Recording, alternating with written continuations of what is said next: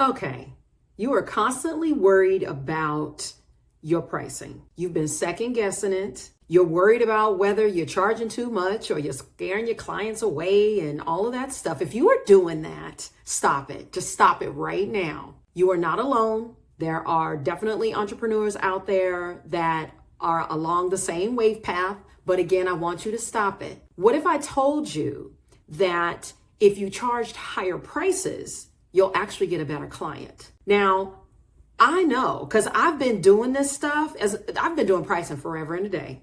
And as a matter of fact, I've actually made a career out of it. In today's video, my goal is to help you move from feeling anxious and nervous about pricing to feeling more empowered, so that when you pitch that number over the fence, you got it. You have nothing to worry about.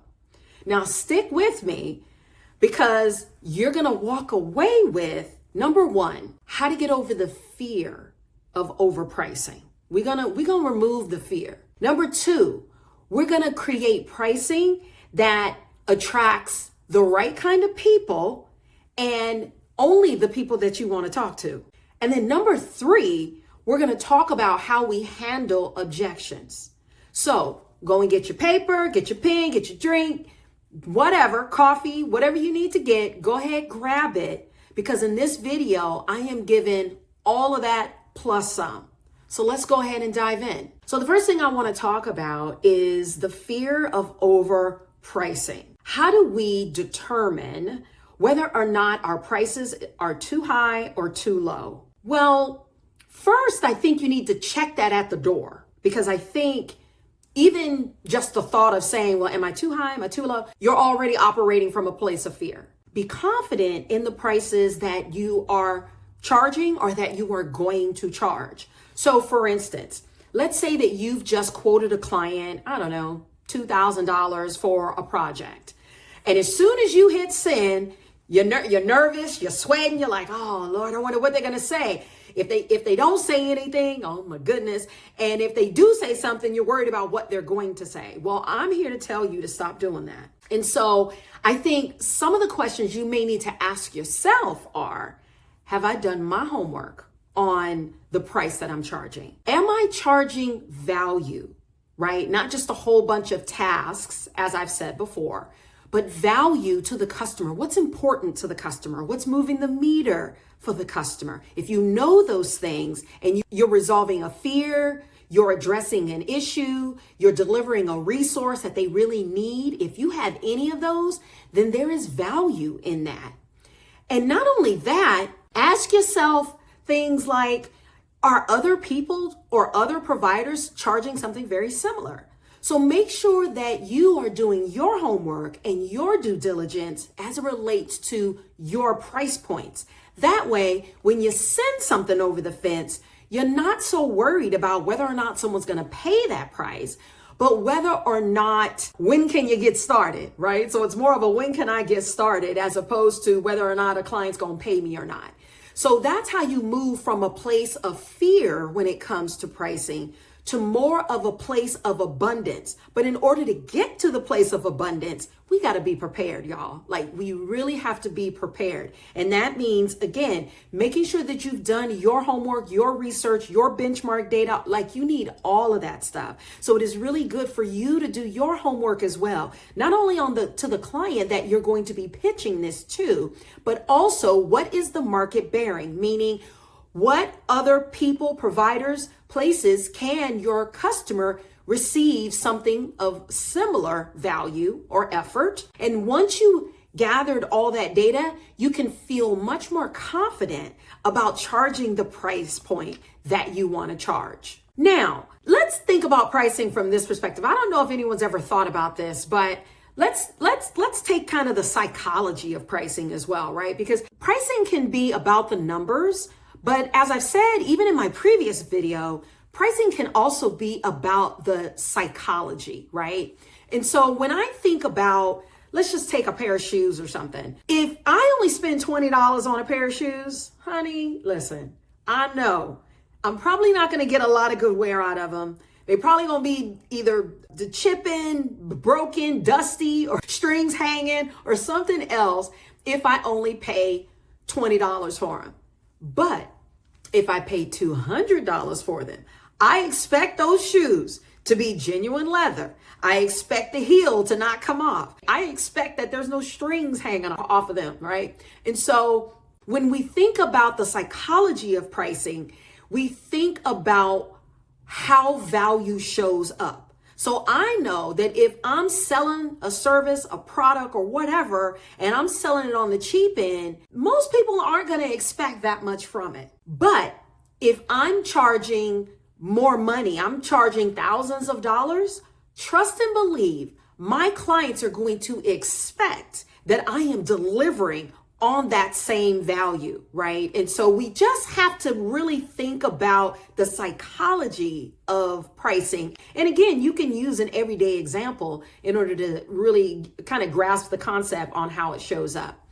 And then there is testing your audience, right? So again, as you're overcoming your fear of pricing, make sure that with your new clients that you are incrementally increasing your prices. With your early customers, if you've just started your business and you've just started to price and you're pretty comfortable in that pricing, that's great. But as you bring on more clients and more new clients, make sure that you are incrementally increasing your prices, right? Because you're getting better at the things that you're doing. You're delivering things faster, right? You're seeing more value realized every time you deliver that service or that product over and over. And so as you are seeing more efficiencies in the work that you're doing, you should certainly be increasing your pricing at that same level. Now, number 2, pricing with confidence, right? So let's make sure that when we are pricing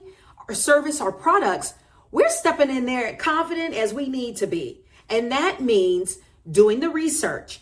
That means understanding who amongst our space is doing what we're doing and charging what there's some homework that we always have to be doing. So you might be saying to me, well, Tammy, where can I find, these price points? Definitely use AI as much as you can, for sure. And with the right kinds of prompts, it will at least lead you in the right direction. And then with some of the AI tools, you can also ask for it to give you links as to where they found or sourced that information. So leverage AI on this one as much as you can. You can also look on job boards. You can look on freelance platforms, all those kinds of things. You can ask peers. Make sure that you are gathering the intel, gathering the data and the insights so that when you do throw your pricing out there, you know what you're talking about, right? Another thing you can do is make sure that you have a range or an array, right? So you might want to do a strategy of what we call good, better, and best, right? So make sure that you have a range that suits every type of customer that you are trying to attract. So for instance, if you have packages and maybe you have a very skinny down, scaled down version of whatever it is that you offer, then that one can be just a really good solid price, right? As you offer more meaningful transformation, you will then increase your pricing. And so you can have what we call a value wedge. So you can have what a pricing pattern that is a lower tier, and then maybe a middle tier, and then maybe a higher tier, right? Again, that's a great way to be able to price with confidence. And so your customer can't go wrong. So if they want a skinny down version of what you're offering, then of course they would go with the good. If they want something that's a little bit more, maybe they want a few more office hours or anything like that, then maybe they would go for a better. And then if they want the Cadillac version, right? They want the white glove service, they want top tier, right? They want more of your time or whatever the case is, then that is where you would charge a little bit more.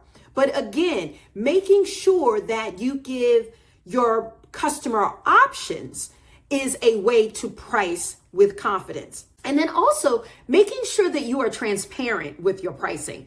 How many of us have gone to a site, and I know I have, you go to a site, you're ready to purchase, And then on the site, they're like, oh yeah, email me for prices. And you're like, really?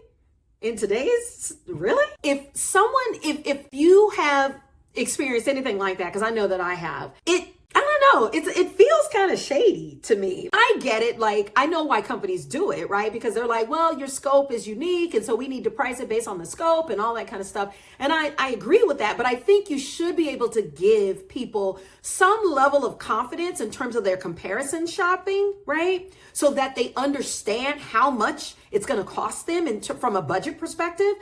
And so I always say, try to be as transparent as possible when it comes to your pricing. And I think it gives us as consumers more information to make more intelligent buying decisions. So I always appreciate when a company can give me a range. They don't have to give me an exact price, but if I have a good sense of scale in terms of what exactly I will be purchasing, then I find that to be much more helpful and much better for sure. And then lastly, handling negotiation or objections or anyone who comes in with a discount. Listen, don't feel the pressure to discount. You know your value. You know what your product is going to do in terms of transformation, in terms of giving them better insight or giving them a resource or giving them their time back or giving them more money back, right? If you know all of those things and you're confident in those things, do not give a discount. We don't want to discount because discounting, what it does is in the mind of the buyer, they have a tendency to think, oh, well, whatever it was that they initially offered, well, clearly it wasn't worth what they initially offered, right? So people start to question the worth of a thing.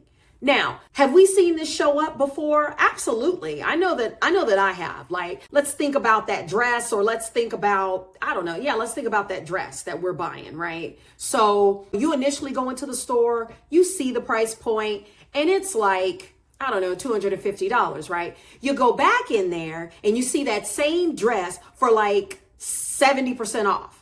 Now, you're like, hey, I'm looking at this dress, it's 70% off. Hey, let's party, let's get, I got it. However, there's a reason why, and I think something is playing in the back of your mind, right? You're not like, oh, I don't care why it's 70. No. There's a reason why it's 70% off, right?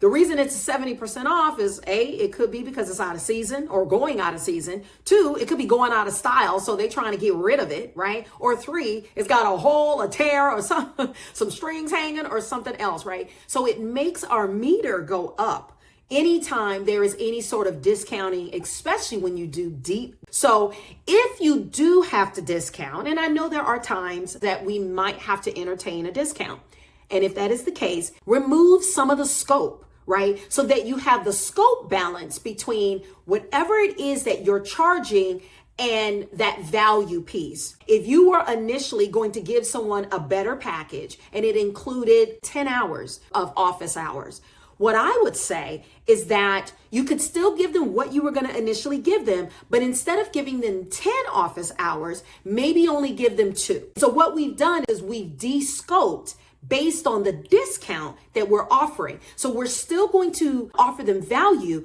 but in some of our scope piece, we are reducing a little bit of that because we have given them a discount. And that's a great way of exchanging so that people understand that there is value that is tied to your pricing. I would also say when it comes to handling objections, make sure that you're listening to what they say. Pivoting from that conversation is, I truly understand what you're saying, and my pricing reflects the quality that we give, and we give quality to every single customer that we encounter.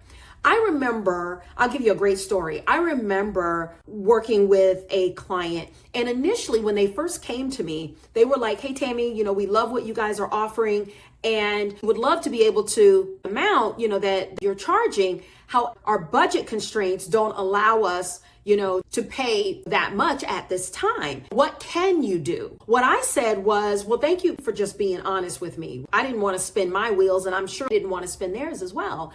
And so what I said is, well, hey, listen, this is what I can do. So again, I de-scoped, and let me also give you some free resources So what I did is I also included a ton of free resources that they could tap into where they could learn some things themselves and they didn't necessarily need to purchase those things from us. That was a way that I showed goodwill to the client. And in turn, fast forward 2 years later, they became a client that was paying the full freight. I say that it's a great way to kind of show goodwill by being honest with them and then giving them maybe some resources or access or information to resources that could help them do it themselves. And again, showing that value piece as a partner. And then lastly, make sure that you stand firm in your pricing. Stand firm. Listen, it's okay if that client walks away or if that client decides that this is not a good time for them. Just make sure that you check in with them. And again, you can either pivot to giving them free resources or maybe even another provider, because the idea is for us to keep those relationships. It's okay that they may not be buying from you today, but they could be buying from you tomorrow. And ultimately, that's what we want. We want them to come back and buy. Sure, we would love for them to buy right now. But if they can't, let's just make sure that we keep in touch with them and just keep following up with them ever so often, right? Well, I hope that you found this information to be extremely helpful and beneficial. And if pricing is still scaring you, go ahead and check the link in the description, because in there you can connect with me directly. I would love to talk to you and we can work through some of your pricing fears. If you're looking for a thought partner, you're about to launch something new, or you're launching something for the first time, I'm here for you. So I would love to connect with you to talk all things pricing. So I hope that you found this information valuable. And like I've always said, we only get one life. And so why not make it a double? I'm Tammy.